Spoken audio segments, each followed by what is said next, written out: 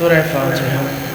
بسم اللہ الرحمن الرحیم الحمدللہ رب العالمین الرحمن الرحیم مالک یوم الدین ایاک نعبد و ایاک نستعین اهدنا الصراط المستقیم صراط الذین انعمت علیہم غیر المغضوب علیہم ولا الضالین۔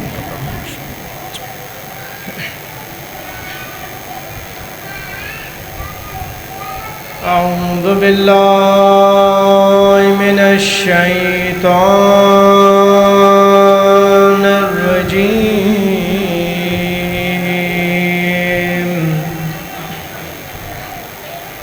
بسم اللہ الرحمن الرحیم،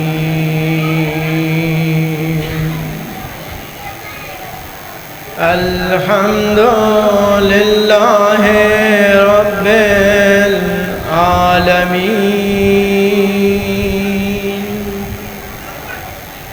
الصلاة والسلام علی سید الانبیاء والمرسلین ابی القاسم محمد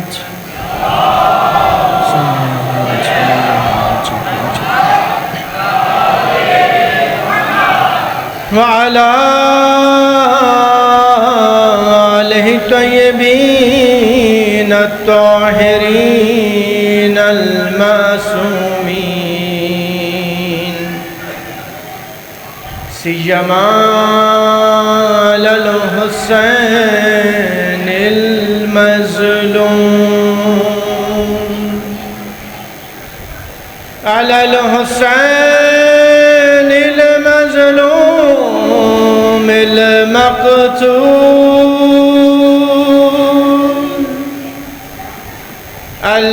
المجروح المذبوح من القفا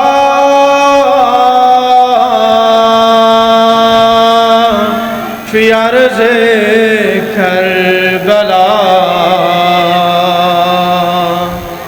فی یوم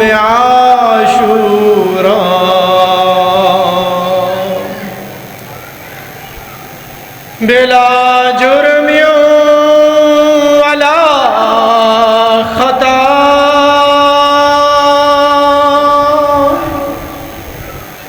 الذي غسله دم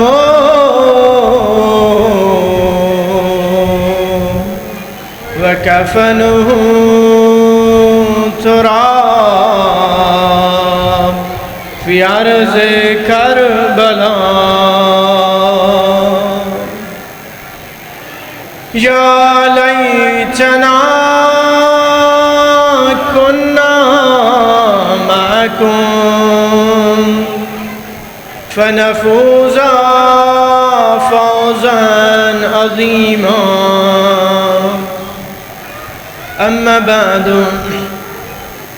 فقد قال اللہ سبحانہ وتعالی فی قرآنہ المجید والفرقان الحمید، یوم ندعو کل اناس بامامہم، صلوات پر محمد و آلہ۔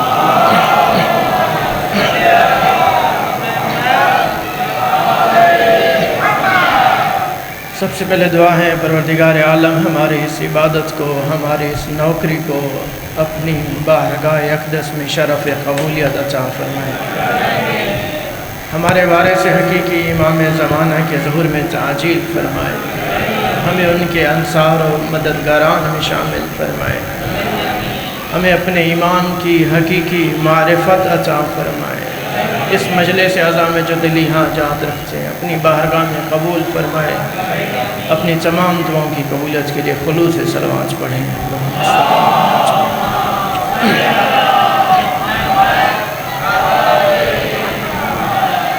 عزیزان گرامی، میں نے آپ کے سامنے سورہ اسراء کی آیت نمبر 71 کی تلاوت کا شرف حاصل کیا۔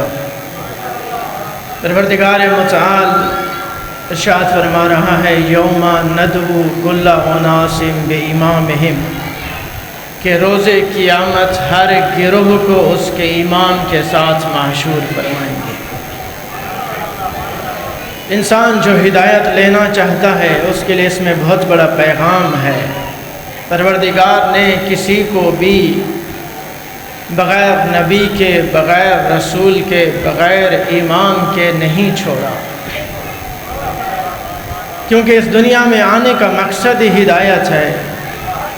انسان جو ایک گوہر ہے، انسان جو ایک صلاحیت رکھتا ہے کہ آخری مقام محمود تک پہنچ سکے، تو پروردگار چاہتا ہے اس میں صلاحیت پیدا کی جائے، اور اس میں صلاحیت وہی پیدا کر سکتا ہے جو مقام محمود تک پہنچا ہوا ہو۔ یہ میں سب سے آخری مجلس میں آج کی بتاؤں گا وہ مقام محمود کیا ہے، توجہ میرے ساتھ رکھیے گا۔ پیغام کو نہیں لیا گیا، اسلام کے مقصد کو نہیں سمجھا گیا، نبوت اور رسالت کو نہیں سمجھا گیا، جس کی وجہ سے آج تک گمراہی کا شکار ہیں۔ توجہ کیجئے، کل کی گفتگو سے آغاز کرتا ہوں۔ ہمارا صاحب ہے، ہمارا سرور ہے، ہمارا آقا ہے، ہم سید و سردار رکھتے ہیں، ہم امام رکھتے ہیں، ہم مولا رکھتے ہیں، اور وہ امام صاحب الزمان ہے۔ اسی لیے اٹھتے بیٹھتے کہا کرو یا صاحب الزمان ادرکنی، یا صاحب الزمان اغثنی۔ وہ سنتے ہیں، ہماری دعاؤں کو سنتے ہیں، جواب دیتے ہیں۔ کوتاہی اور کمی، بے معرفتی ہماری طرف سے ہے، ان کی طرف سے نہیں ہے۔ توجہ کیجئے، پیغام دینے جا رہا ہوں۔ اسی لیے ارشاد فرماتے ہیں نحن کہف لمن التجأ الینا، جو ہم سے پناہ مانگتا ہے ہم اسے پناہ عطا کرتے ہیں، جو ہم سے مدد مانگتا ہے ہم اسے مدد عطا کرتے ہیں۔ کوتاہی تمہاری طرف سے، ہماری طرف سے نہیں ہے۔ ہم بے معرفت ہیں، ہم بعض اوقات ایسی زندگی گزارتے ہیں جیسے ہمارا کوئی امام ہی نہیں ہے، پریشان ہو جاتے ہیں کہ ہم نے سارے مسائل کا خود علاج کرنا ہے۔ نہیں، ہمارا امام ہے، اور ہمارے ائمہ نے بتایا ہے کس طرح تم نے ہمارے ساتھ مرتبط ہونا ہے۔ توجہ ہے، ائمہ علیہم السلام پر ظلم کیا گیا۔ میں نے پہلے بھی عرض کی، جو پہلے والے شیعان تھے، جو ائمہ کو مانتے تھے، ان میں معرفت اتنی زیادہ نہیں تھی، سمجھتے نہیں تھے امام کے مقام کو، امام کی منزلت کو۔ وہ سمجھتے تھے امام آیا ہے ہمیں دنیا عطا کرنے، وہ یہ سمجھتے تھے۔ تو اسی لیے ایک دفعہ امام جعفر صادق علیہ السلام کے زمانے میں، اللہم صلی علی محمد جل فرجہ، ایک صحابی کہتا ہے امام سے، مولا میری خواہش ہے کہ یہ حکومت آپ کو ملے، یہ منصب آپ کو ملے، یہ خلافت آپ کو ملے، تاکہ جس طرح یہ وزراء، یہ حکومتی نمائندے عیش و عشرت کر رہے ہیں، ہم بھی اسی طرح عیش و عشرت کریں، خوبصورت زندگی گزاریں۔ امام نے کہا نہیں، اگر ہمیں حکومت ملی تو ہم ویسے زندگی گزاریں گے جیسے ہمارے جد علی ابن ابی طالب زندگی گزارتے تھے۔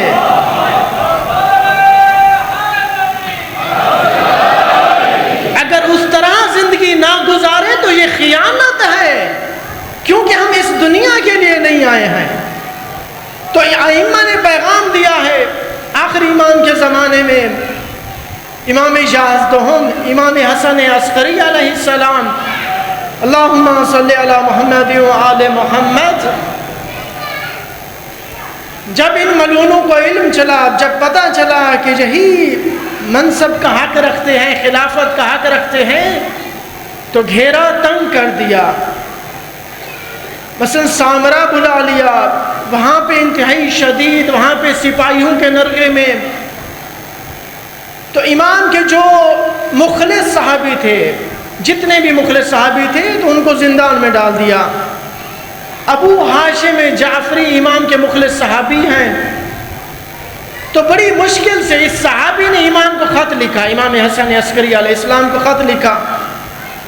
اب کس طرح خط لکھا اور امام تک کیسے پہنچا، ایک پوری داستان ہے کہ امام تک یہ خط کیسے پہنچا۔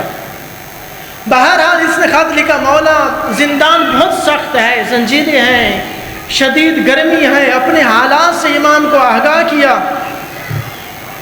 تو جب امام کو خط لکھا تو امام نے جواب دیا، امام نے جواب دیا کہ آج انشاءاللہ ظہر کی نماز تو اپنے گھر میں ادا کرے گا۔ تو جب اسے خط ملا اور اس نے خط پڑھا کہ امام نے لکھا ہے کہ آج ظہر کی نماز تو اپنے گھر ادا کرے گا، تو اس کے ذہن میں خیال آیا کہ میں نے یہ تو لکھا ہے کہ مجھے زندان سے آزادی چاہیے، لیکن امام کو میں نے یہ نہیں لکھا کہ میرے گھر میں فقر و فاقے ہیں، میرے گھر میں تنگ دستی ہے، مسائل ہیں، پریشانیاں ہیں، مجھے کچھ نظر کرم کریں، کچھ مال بھی عطا کریں۔ اس کے ذہن میں خیال ہے کہ میں یہ بھی لکھ دیتا۔ بہرحال یہ ابھی سوچ رہا تھا، گھر پہنچا، جب گھر پہنچا تو اسے ایک اور خط ملا جس میں لکھا ہوا تھا، وہ جو تو نے تذکرہ نہیں کیا تھا ہمیں علم ہو گیا۔ اسی لیے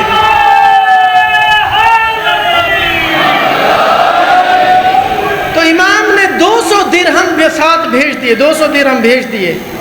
تو امام نے ساتھ میں لکھا، جو تو خیال کرتا ہے، جو تو سوچتا ہے، ہم اس سے بھی واقف ہیں۔ تو امام نے کہا جب بھی تیرے دل میں کوئی خیال ہے، ہر ایک شفاعتائے اپنی زبان کو ہلا دیا کر، ہمیں سمجھ آ جائے گی تو کیا کہنا چاہتا ہے۔ تو معرفت رکھے امام کی، آج ہمارے امام حیات ہیں، ہمارے حالات سے واقف ہیں، ہم کیوں گفتگو نہیں کرتے، ہم کیوں خط نہیں لکھتے، ہم استغاثہ بلند کریں، ہم خط لکھیں، ہم اس سے گفتگو کریں، اپنے حالات سے آگاہ کریں۔ یہی ایک انداز ہے، یہ ایک رابطہ ہے، اپنے حالات سے واقف کریں۔ ایک اور واقعہ کل بیان کروں گا، کیونکہ وہ آئے ہی اسی لیے ہیں، ہمیں نجات دینے، ہمیں اس غفلتوں سے نکالنے کے لیے آئے ہیں، اس ظلمتوں سے نکالنے کے لیے آئے ہیں، نور کی طرف لے جانے کے لیے آئے ہیں۔ میرے ساتھ رہیں گے، میں آگے بڑھ رہا ہوں۔ مقصد رسالت کیا تھا؟ اللہ تعالیٰ قرآن پاک میں ارشاد فرماتا ہے، الف لام را کتاب انزلناہ الیک لتخرج الناس من الظلمات الی النور۔ اے رسول، میں نے تجھ پر یہ کتاب نازل کی ہے، لتخرج الناس من الظلمات الی النور، تاکہ تو لوگوں کو دنیا سے آخرت کی طرف لے کر جائے۔ یعنی کیا دنیا سے آخرت؟ یعنی اندھیروں سے روشنی کی طرف لے کر جا، ظلمتوں سے نور کی طرف لے کر جا، جہالتوں سے علم کی طرف لے کر جا۔ تو یہ رسول کس لیے آیا ہے؟ کس لیے آیا ہے؟ یہ رسول اس لیے آیا ہے تاکہ ہمارے اوپر گناہوں کا بوجھ کم کرے اور ہمیں نور کی طرف لے کر جائے۔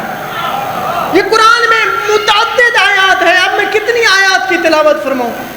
کتنی آیات ہیں جو ہمیں بار بار کہہ رہی ہیں کہ یہ رسول کا مقصد کیا ہے، مقصد کیا ہے۔ تو کبھی ارشاد فرماتا ہے اس رسول کی آواز پر لبیک کہو، لما یحییکم، یہ تمہیں حیات دینے آیا ہے، تم مردہ ہو۔ یہ دنیا کی زندگی کو قرآن نے مردہ تعبیر کیا ہے، یہ دنیا کی زندگی مردہ ہے، تمہیں حیات کی طرف لے جانے آیا ہے کہ آخرت کی زندگی حیات ہے۔ یَضَعُ عَنْهُمْ إِسْرَهُمْ، تمہارے کندھوں سے گناہوں کا بوجھ کم کرنے آیا ہے، وَالْأَغْلَالَ الَّتِي كَانَتْ عَلَيْهِمْ، اور جو تمہارے پاؤں میں زنجیریں ہیں، ان زنجیروں کو توڑنے آیا ہے۔ توجہ، میں پیغام کی طرف بڑھ رہا ہوں، غدیر سمجھانے لگا ہوں، غدیر کہ فلسفہ غدیر کیا ہے۔ تمہارے پاؤں سے زنجیریں توڑنے آیا ہے یہ رسول۔ یہ کون سی زنجیریں ہیں؟ بھلا یہ لوہے کی زنجیریں ہیں؟ نہیں، یہ جہالتوں کی زنجیریں ہیں، یہ بدعتوں کی زنجیریں ہیں، یہ خرافات کی زنجیریں ہیں، یہ بت پرستی کی زنجیریں ہیں، یہ اندھیروں کی زنجیریں ہیں۔ تو یہ رسول یہ زنجیریں توڑنے آیا ہے۔ مقصد کیا ہے؟ رسول کا مقصد زمینیں فتح کرنا نہیں تھا. توجہ توجہ توجہ. رسول کا مقصد زمینیں فتح کرنا نہیں تھا. غلط پیغام دیا گیا کہ ہزاروں ایکڑ پر اسلامی ریاست پھیلی ہوئی تھی. توجہ کہ فلاں آیا اور ہزاروں ایکڑ پر اسلامی ریاست پھیلی ہوئی تھی. میں اس ہزاروں ایکڑ پر پھیلی ہوئی اسلامی ریاست کا کیا کروں جسے اتنا بھی پتہ نہیں کہ حسین کیا ہے اور یزید کیا ہے.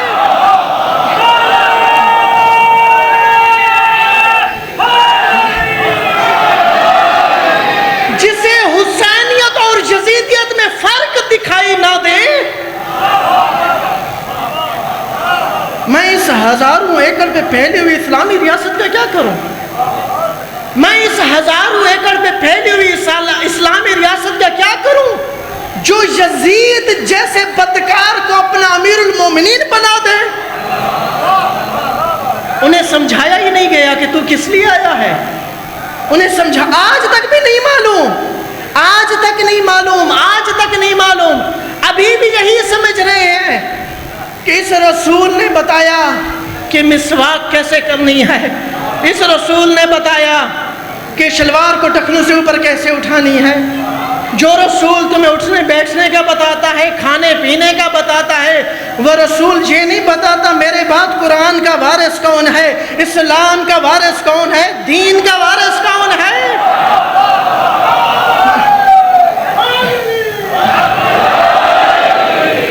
کون ہے جو میرے بعد زنجیریں توڑے گا خرافات کی, بدعتوں کی؟ کون ہے جو میرے بعد تمہیں جہالتوں سے علم کی طرف لے جائے گا؟ کون ہے جو میرے بعد ظلمتوں سے نور کی طرف لے کر جائے گا؟ کون ہے جو تمہاری تربیت کرے گا, تمہیں دنیا سے آخرت کی طرف لے جائے گا, اللہ کی طرف لے جائے گا؟ میں کہوں گا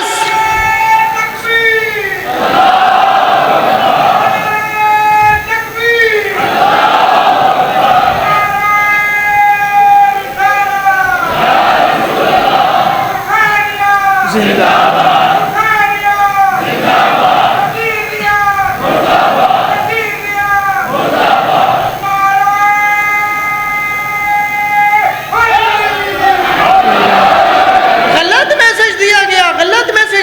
کہ ٹوپی کیسے پہننی ہے, فلاں کام کیسے کرنا ہے.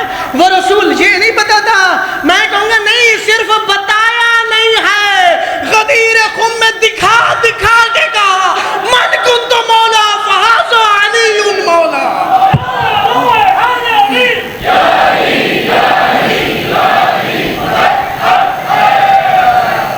صرف بتایا نہیں ہے, صرف بتایا نہیں ہے, دکھا دکھا کے کہا من کنت مولا فہذا علی مولا.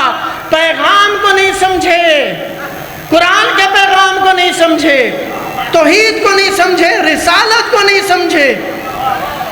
یہ توحید اور رسالت اس وقت تک فائدہ نہیں دیتی جب تک ولایت ساتھ میں نہ ہو. ولایت مکمل کرتی ہے توحید اور رسالت کو. اگر ولایت اور امامت نہ ہو تو توحید بھی ہو, رسالت بھی ہو, پھر بھی دہشت گرد بن جاتا ہے.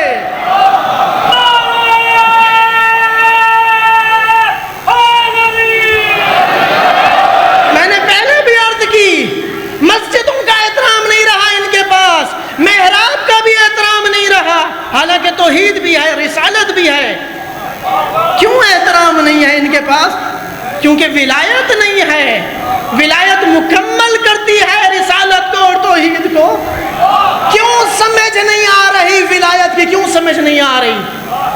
کیوں نہیں سمجھ آ رہی ولایت کی؟ پیغام کی کیوں نہیں سمجھ آ رہی؟ غدیر کی کیوں نہیں سمجھ آ رہی؟ کیوں؟ کیونکہ خود سے غافل ہے. توجہ, پیغام کی طرف جا رہا ہوں. کیونکہ خود کو نہیں سمجھا کہ میں کیسا گوہر ہوں. میں نے کل بات کی تھی کہ گفتگو کروں گا, وہ گفتگو کرنے لگا ہوں.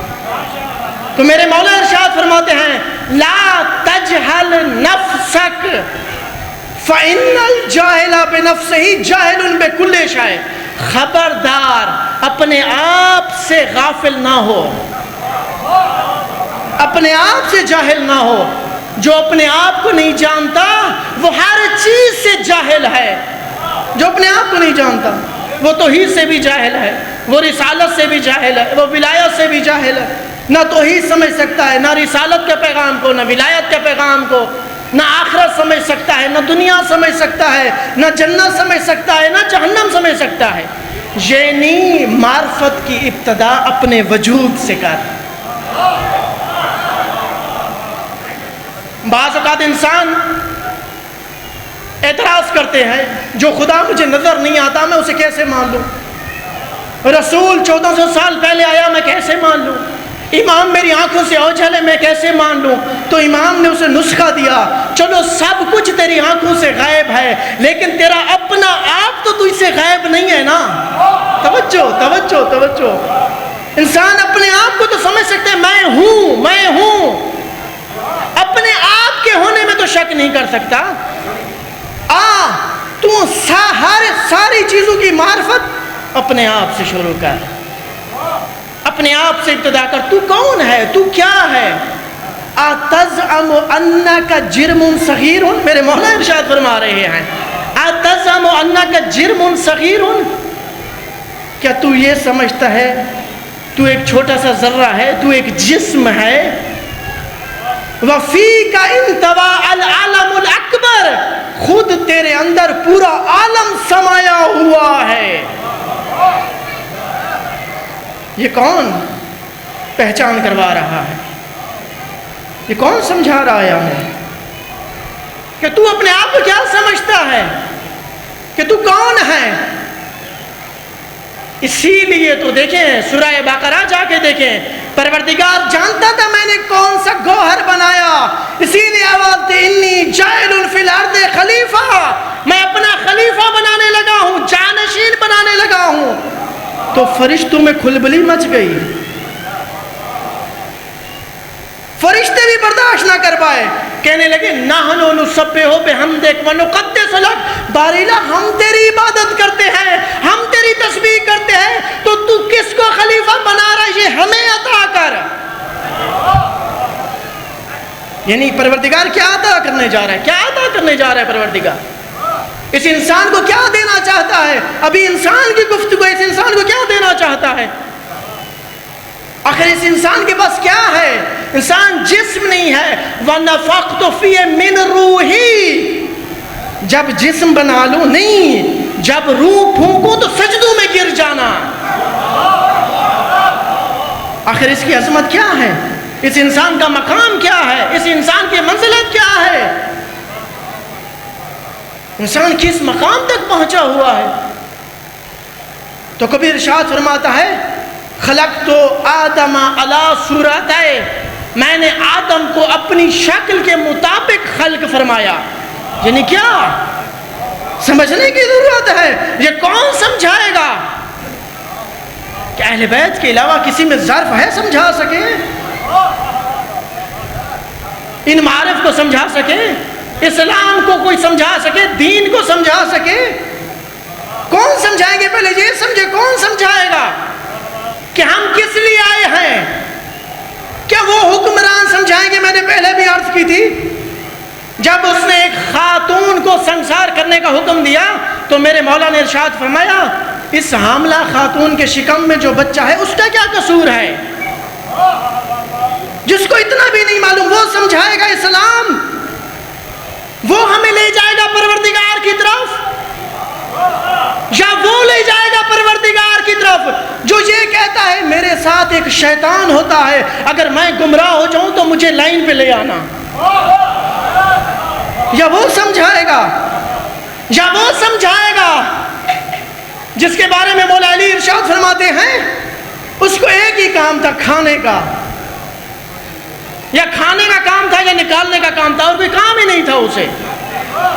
یا وہ سمجھائے گا, یا وہ میرے مولا ارشاد فرماتے یا وہ سمجھائیں گے جب 25 سال کے بعد خلافت ملی, تو جب مسند خلافت ملی, رسول اللہ کی مسند خلافت ملی, تو جب آئے تو پہلے پہ پاؤں رکھا, دوسرے پہ پاؤں رکھا, تیسرے پہ پاؤں رکھا, اور اس جگہ پہ بیٹھے جس جگہ پہ رسول اللہ تشریف رکھتے تھے.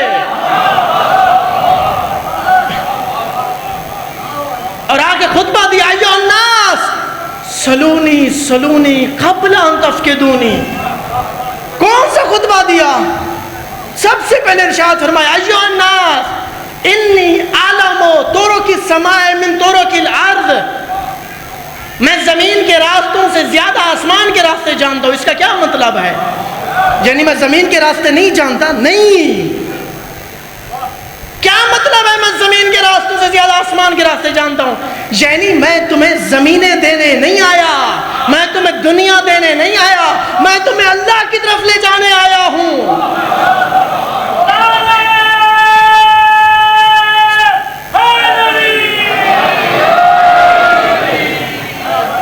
یہ کون سمجھائیں گے ہمیں کہ انسان کون ہے, انسان کا مقصد کیا ہے, انسان دنیا میں کیوں آیا ہے؟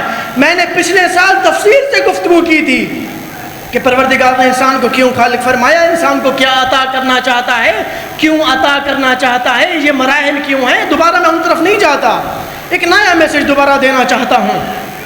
جس دن انسان اپنی حقیقت کو سمجھے گا میں جسم نہیں ہوں, اس دن خود بخود غور کرے گا میری ہدایت کے لیے پھر اللہ نے کس کو بھیجا ہے. اسی لیے اس نے نشانیاں دی ہیں, نشانیاں دی. تو جسم نہیں ہے, اسی لیے جب ہم رات کو سوتے ہیں تو خواب دیکھتے ہیں. جسم سویا ہوا ہے, پھر وہ کون سی حقیقت ہے جو غیب کی خبریں لے رہی ہے؟ وہ کون سی حقیقت ہے جو سیر کر رہی ہے؟ بعض اوقات ہمیں غیب کی خبریں ملتی ہیں. اس کا مطلب ہے اس جسم کے علاوہ بھی کوئی اور حقیقت ہے. یہ جسم محدود ہے, یہ یہیں رہ جائے گا. اس جسم نے آگے نہیں چلا. میں دوبارہ اس جسم کی بحث میں نہیں آتا. تو کون ہے جو ہمیں لے کر جائے گا؟ کس میں صلاحیت ہے ہمیں مقام محمود تک لے جائے؟ وہ مقام محمود کیا ہے بتانے چلا ہوں. صلوات پڑھیں بر محمد و آل محمد.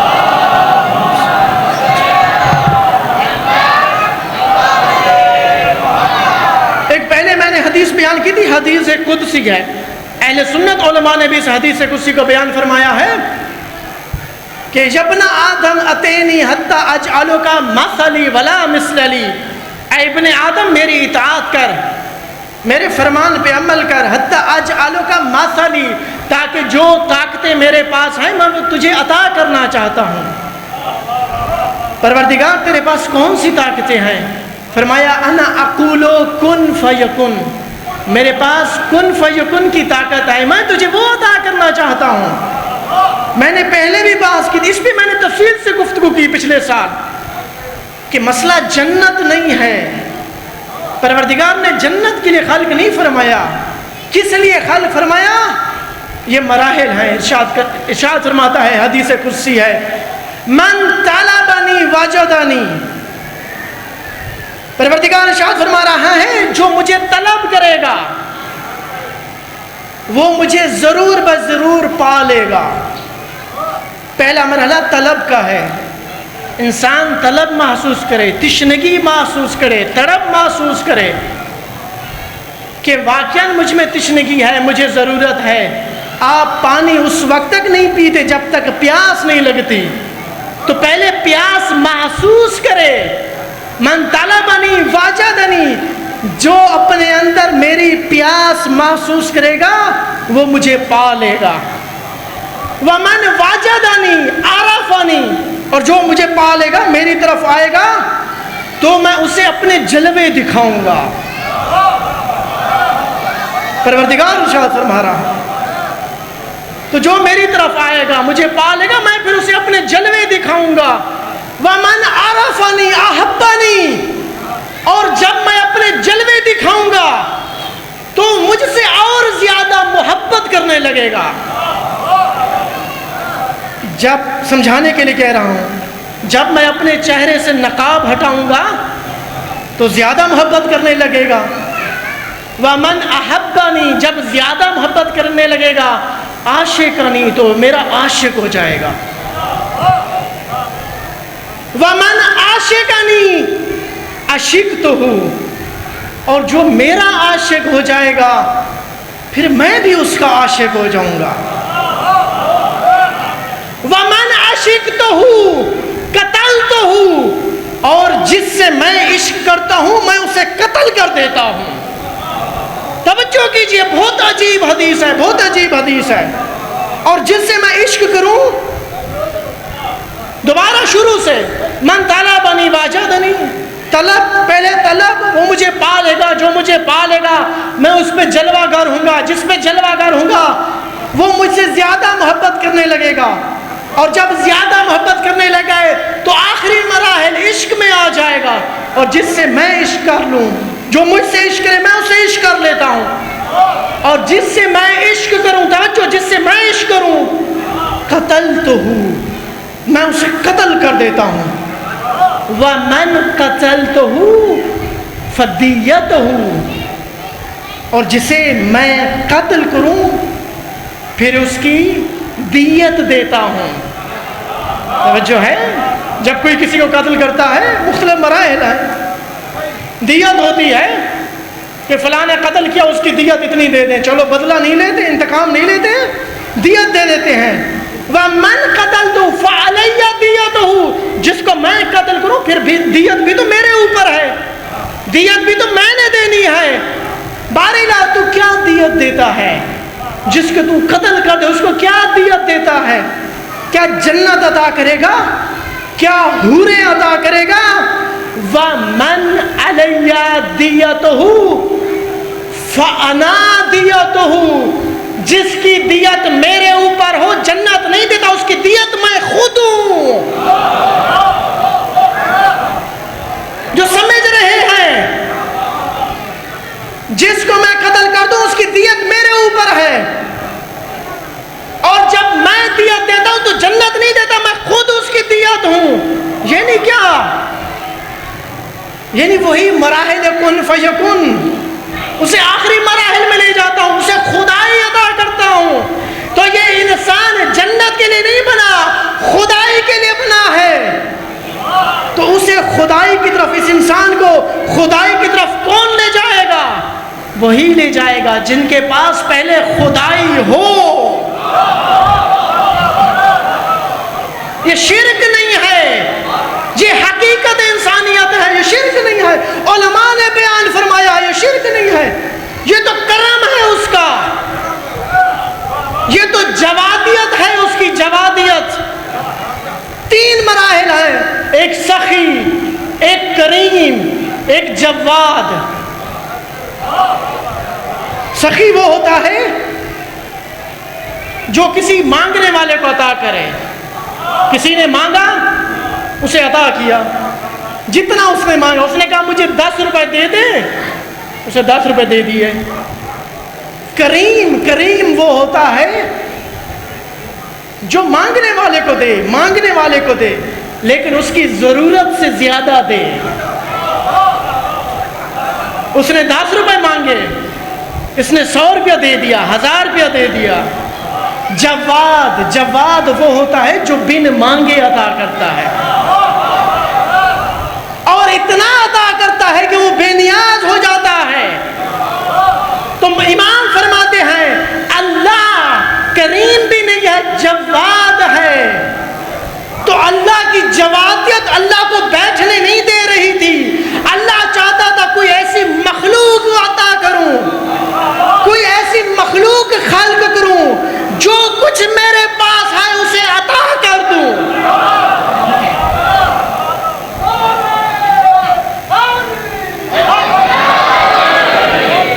ابھی میں نے انسان کی بات کی ہے، اہل بیت کی بات نہیں کی، وہ تو میں بیان بھی نہیں کر سکتا ان کی شان کو، ان کی فضیلت کو۔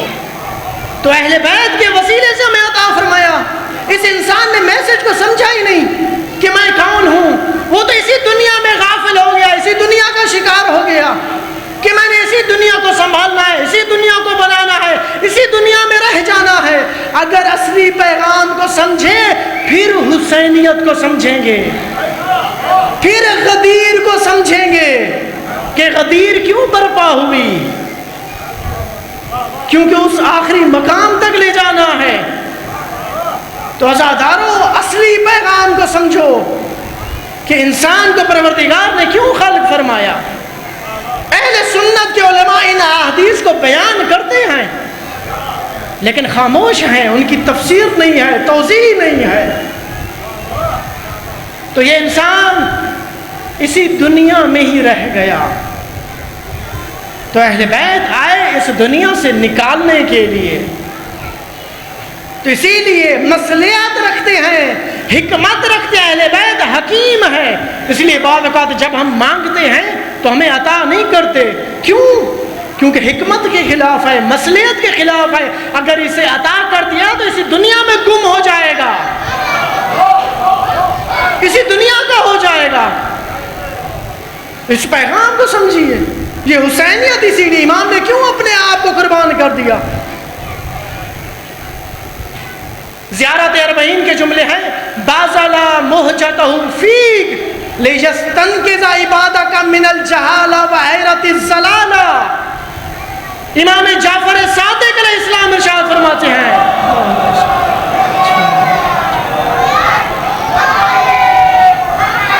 کہ ہمارے جد امام حسین علیہ السلام نے اپنے آپ کو قربان کر دیا. کس لیے؟ تاکہ لوگوں کو ظلمتوں سے نور کی طرف لے کر جائیں، جہالتوں سے علم کی طرف لے کر جائیں. تو یہ قربانی کون دے گا؟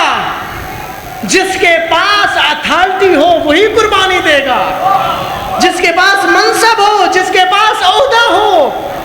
جس کے پاس عہدہ نہ ہو، منصب نہ ہو، وہ کیا کہے گا؟ تم بھی کھاؤ، میں بھی کھا رہا ہوں. اور ہوا ہے، میں نے بیان کیا ہوا ہے اسے کہ امام علیہ السلام سے کہا گیا اگر فلاں کی سنت پر رہیں گے تو ہم آپ کو خلافت دیں گے. یعنی سب مل کے کھاتے ہیں. نہیں، میں اس لیے نہیں آیا. انا اریدکم للہ، اللہ کی طرف لے جانے آیا. عزادارو، یہ عاشورہ، یہ کربلا، یہ حسینیت، یہ ہمیں اللہ کی طرف لے جانے آئے ہیں، ہمیں پیغام دینے آئے ہیں. یہ کالا لباس ہمیں پیغام دے رہا ہے، ہم نے وہ پیغام لینا ہے. یہ علم پیغام دیتا ہے، پیغام لینا ہے. یہ زری ان کو معمولی نہ سمجھیے، یہ پیغام دے رہے ہیں. حد سے بھی آگے نہ بڑھیے، پیغام کی حد تک رہیں. یہ زری، یہ ذوالجناب پیغام کی حد تک رہیں، پیغام کی حد تک، حد سے آگے نہ بڑھیں. شریعت کو پامال نہ کریں، اسلام کو پامال نہ کریں، دین کو پامال نہ کریں. ہم نے جو بھی کام کرنا ہے علم کے سائے میں کرنا ہے. ہم کس کے ماننے والے ہیں؟ باب العلم کے ماننے والے ہیں. خبردار ہماری ایسی حرکت نہ ہو کہ جو دین کو بدنام کرے، جو اسلام کو بدنام کرے. کیونکہ ہم منسوب ہیں اہل بیت کے ساتھ، منسوب ہیں. ہم جب کالا لباس پہنتے ہیں تو دنیا کو بتاتے ہیں ہم حسینی ہیں. کچھ نوجوانوں سے میں کہتا ہوں نماز پڑھیں. کہتے ہیں مولانا صاحب آپ کو محرم کے دنوں میں نماز یاد آ جاتی ہے، باقی دنوں میں بھی تو ہم نماز نہیں پڑھتے. میں نے کہا دیکھو، محرم کے دنوں میں تم لوگوں نے کالا لباس پہن کے دنیا کو بتایا ہم حسینی ہیں، اور دنوں میں دنیا کو نہیں پتا کہ تم کون لوگ ہو. عاشورہ میں علم اٹھایا ہوا ہے کہ ہمارا پیغام کیا ہے؟ ہمارا پیغام حسینیت ہے. اللہ میں اسلام اٹھایا ہوا ہے، اللہ میں حسینیت اٹھایا ہوا ہے. تو اپنا کردار بھی پھر اس دن حسینی بناؤ تاکہ حرف نہ آئے اہل بیت پہ، اسلام پہ حرف نہ آئے.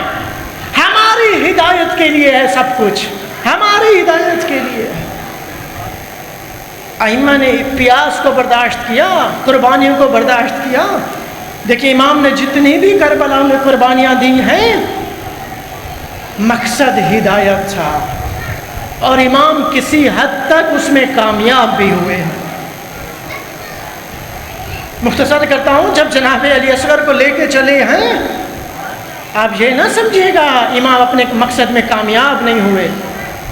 یزید کی فوج میں بغاوت ہوئی، کھلبلی مچی، اور یزید کی فوج کے 10 سپاہی امام کی طرف آ گئے اور باقاعدہ لڑے ہیں یزید کی فوج سے اور جام شہادت نوش کیا ہے. ان 10 کو ہدایت کس نے دی ہے؟ علی اصغر نے دی ہے. تو یہ ہدایت دے رہے ہیں.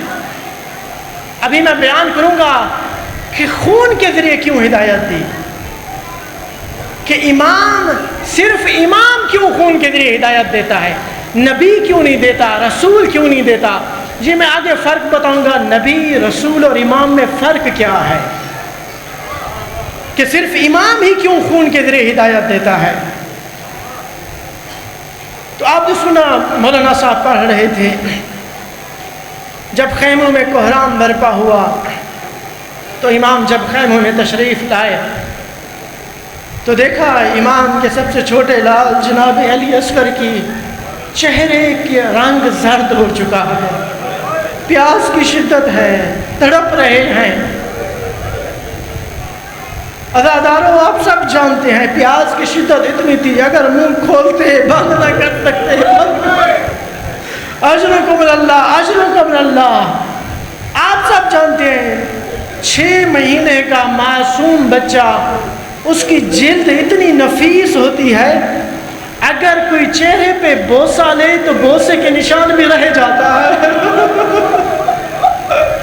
اجرکم اللہ، اجرکم اللہ۔ کیسی کیسی قربانیاں دی اہل بیت نے، کیسی کیسی قربانیاں دی اہل بیت نے۔ جب امام نے یہ حالت دیکھی، اپنے لال کو لے کے چلے، جب باہر لے کے آئے تو علی اصغر کی آنکھوں میں سورج کی روشنی پڑ رہی تھی، تو امام نے آبا آنکھوں پہ ڈال دی، تو لے کے چلے۔ کچھ اشکیا سمجھ رہے تھے شاید امام علیہ السلام اب تھک گئے ہیں، اب قرآن لے کے آئے ہیں، اب ہمیں واسطہ دیں گے۔ میں کہوں گا اے ملعونو، یہ قرآن صامت نہیں ہے، یہ قرآن ناطق کی چند آیتیں ہیں۔ اجرکم اللہ، اجرکم اللہ۔ میدان کاردار میں لے کے آئے، آواز دی، ان لم ترحمونی فرحموا ھذا الطفل، اگر مجھ پہ رحم نہیں کرتے ہو اس معصوم پہ رحم کر لو۔ اما ترونہ کیف یتلظع عطشانا بغیر ذنب، کیا جانتے نہیں ہو پیاس کی شدت سے کیسے تڑپ رہا ہے، بغیر ذنب، اور اس کا کوئی قصور بھی نہیں ہے، اس معصوم نے تمہارا کیا بگاڑا ہے؟ یہ کہنا تھا عزادارو، فوج میں کھلبلی مچی۔ عمر ابن سعد نے دیکھا میری ساری فوج امام حسین کی طرف چلی جائے گی، اس ملعون نے حرملہ کی طرف دیکھا۔ عزاداروں، حرملہ نے 6 شعبے تیر کا نشانہ لیا۔ میں کہوں گا اے ملعون، تو کیسا تیر اٹھا رہا ہے، معصوم کو بھی دیکھ، اپنے تیر کو بھی دیکھ۔ امام نے بلند کیا ہوا ہے، ایک روایت کہتی ہے ہاتھوں پہ بلند کیا ہوا ہے، ہر ایک شخص کو دکھا رہے ہیں، دیکھ لو کون ہدایت لینا چاہتا ہے ہدایت لے لے، کون آنا چاہتا ہے آ جائے۔ عزاداروں، 6 شعبے تیر چلا۔ مقتل کہتا ہے، تاریخ کہتی ہے ذُبِحَ الطفل من الاذن الى الاذن، بچہ ایک کان سے دوسرے کان تک ذبح ہو گیا۔ عزاداروں، تیر سے کبھی کوئی ذبح نہیں ہوتا، تیر چھید کرتا ہے، لیکن کیا بتاؤں تیر بڑا تھا، علی اصغر معصوم تھے۔ عزاداروں، جب تیر لگا ہے، جب تیر چلا ہے، بچہ باپ کے ہاتھوں پہ تڑپ گیا۔ میرے علی اصغر نے باپ کی طرف دیکھا، امام نے آسمان کی طرف دیکھا، بار الہ، یہ سب مجھ پر آسان ہے کیونکہ تو دیکھ رہا ہے، یہ آسان ہے کیونکہ تو دیکھ رہا ہے۔ اپنے لال کو لے کے خیام کی طرف آئے، کبھی آگے بڑھتے ہیں کبھی پیچھے آتے ہیں، 7 دفعہ آگے بڑھے پیچھے آئے کہ اگر اس کی ماں نے اسے دیکھا تو وہ مر جائے گی۔ ایک روایت کہتی ہے ام رباب کو نہیں بلایا، خیام کے پیچھے آئے، تلوار سے چھوٹی سی قبر کھودی، ابھی قبر کھود ہی رہے تھے، ام رباب نے آواز دی، مولا میرے لال کو میرا آخری دیدار کرنے دیجئے، مولا مجھے اپنا یتیم لال، معصوم لال دکھا دیجئے۔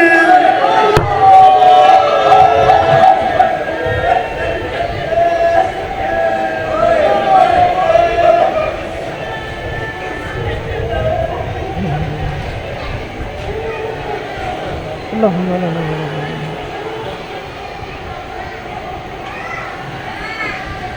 اللهم لنا ولا ظالم ظلمه كمحمد وآل محمد وآخرة ولا ضالك باسمك العظيم الأعظم الأجل الأكرم يا الله يا الله يا الله يا الله بار الہ ہماری اس قلیل سے عبادت کو اپنی بارگاہ میں شرف قبولیت عطا فرما. ہمارے وارث حقیقی امام زمانہ کے ظہور میں تعجیل فرما. ہمیں ان کے انصار و مددگاران میں شامل فرما. ہمیں امام کی حقیقی معرفت نصیب فرما. جو مومنین و مومنات پریشان ہیں پریشانیاں دور فرما.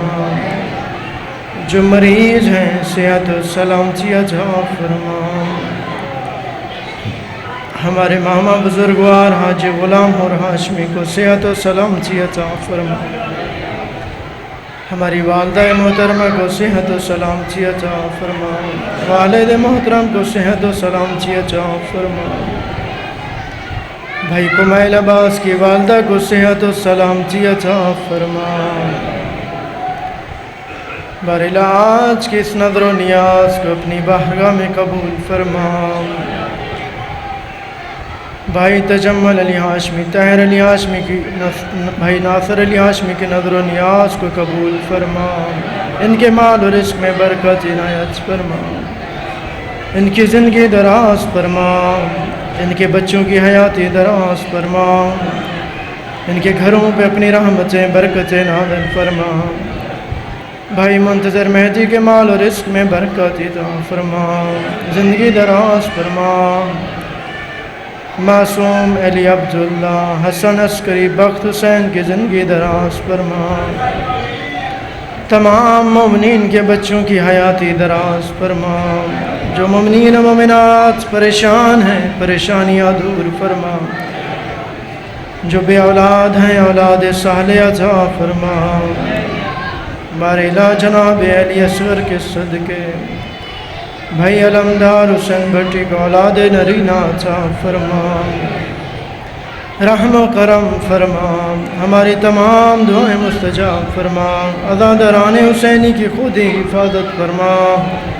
دشمنان اسلام دشمنان پاکستان کو نیست و نابود فرما.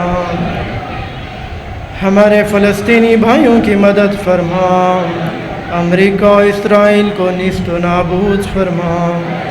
برحمتک یا ارحم